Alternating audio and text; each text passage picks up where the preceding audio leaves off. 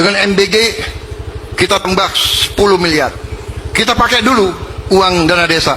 Kita pakai dulu mendasar. Nah, dana desa juga mau diambil untuk program MBG. Pak Prabowo, sebenarnya prestasi Anda ini apa sih? Yang pertama, dana MBG itu sebenarnya sudah dari APBN, lalu banyak dikorupsi, banyak makanannya terbuang. Sekarang dana desa pun mau Anda pakai juga untuk MBG. Wah, pembangunan di desa pun tak berjalan, dan seterusnya. Yang kedua, Bapak bilang perputaran uang di desa itu melonjak. Yang terjadi malah harga-harga yang naik, Pak, yang melonjak, Pak. Yang kedua, yang dapat uang kan juga orang-orang yang mengelola dapur SPPG doang, Pak, bukan sekolahnya, begitu. Jadi kita sih pikirnya tidak masuk akal sih MBG ini dilanjutkan kalau dengan sistem begini, Pak Prabowo. Aturan apalagi ini, ya Allah, yang punya HP, pengguna HP mulai tahun 2027 akan dikenakan pajak. Masya Allah, segala sesuatu dipajakin. Nah ini katanya yang punya TV juga mau dipajakin, yang punya sepeda mau dipajakin, segala sesuatu dipajakin. Ntar lama-lama kita tarik nafas pun juga kena pajak. Masya Allah, makin gila aja nih pemerintah tuh. Padahal kita kalau beli HP itu kan udah kena pajak pada KPN. Tapi ini peraturan baru mulai tahun 2027. Pengguna HP juga akan dikenakan pajak. Udah deh, jual-jualin aja semuanya HP. Aduh, parah. Kalau ingin buka usaha aja, Pak. Jangan mematikan usaha orang lain. Zolim itu namanya tuh.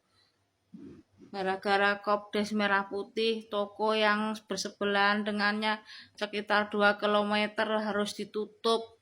Kalau tidak mau ditutup tuh akan kena denda. Zolim itu namanya, Pak. Tidak boleh seperti itu, Pak. Kalau mau buka usaha, bersainglah yang sehat dengan rakyat. Jangan seperti itu. Baru kali ini ada toko yang baru buka, terus harus mematikan usaha orang lain, mematikan kios dan toko orang lain, warga sekitar situ. Zolim itu namanya, Pak. Tuh.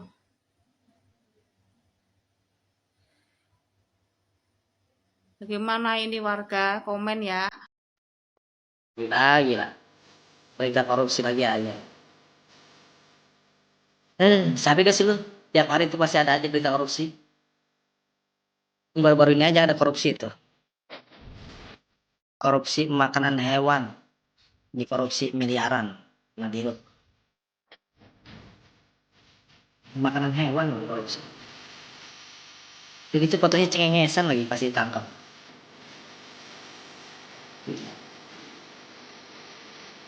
Maksud gue, pernah gak sih lu ngeliat korupsi itu kalau ditangkap tuh nangis-nangis gitu,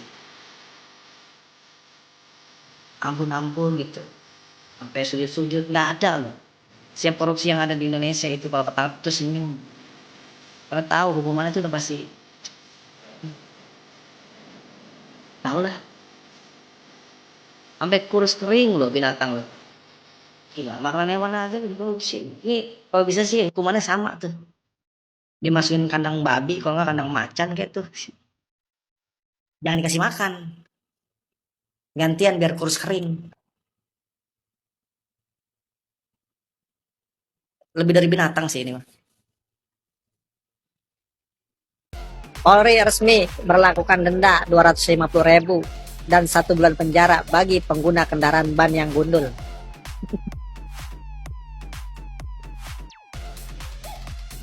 Pas di penjara ya kan, lu kasih siapa bro? Ban gua gundul. Yang babat kutan lo gundul, lu penjara. Ngapa jadi kendaraan orang lu?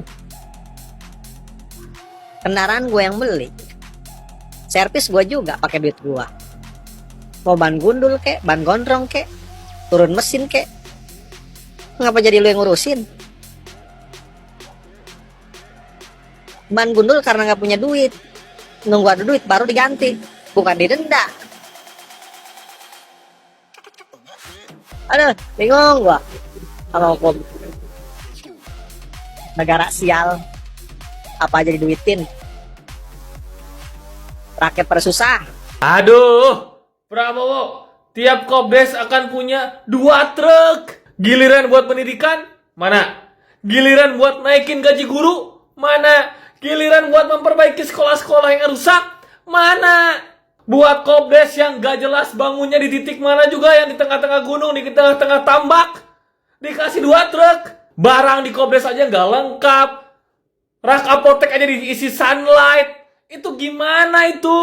Mau dikasih 2 truk sekarang? Ada sekitar 80.000 Kopdes ya. Satu Kopdes dikasih 2 truk berarti 160.000 unit ya. 110.000 unit dikali harga truk 500 jutaan ya. Berarti sekitar 80 triliun ya. Anggaran untuk beli truk doang ini. Guys, Indonesia dalam bahaya. Soalnya RUU Pusat Finansial Indonesia resmi jadi undang-undang sekarang guys. Tahu nggak apa dampaknya? Konglomerat dunia bebas pajak selama 50 tahun 0% guys. Bayangin, gila gak tuh?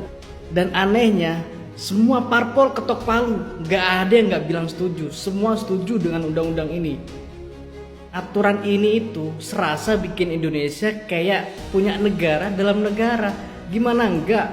Semua konglo itu dibebasin guys. Dari mulai pembebasan pajak, terus bisa bebas pakai bahasa Inggris sesukanya, transaksi bisnis pakai valuta asing, nggak wajib pakai rupiah, bikin lembaga dan pengadilan khusus di kawasan sendiri, plus arbitrase khusus guys. Terus dapat golden visa, kemudahan izin keimigrasian, dan hak residensi instan. Kau bilang ini tuh menaikkan daya saing kita di pasar keuangan global, katanya begitu. Dengan fasilitas semewah ini diberikan kepada konglo-konglo yang bergerak di jasa keuangan guys. Gila nggak tuh? Yang bikin gue heran adalah warganya semuanya dipajekin guys. Yang baru kemarin viral itu ada warung ya 1 bulan ditarik 6 juta lo pajaknya lo, bakso itu kan gila kayak begitu. Sedangkan para konglo itu kesini 0% pajaknya selama 50 tahun.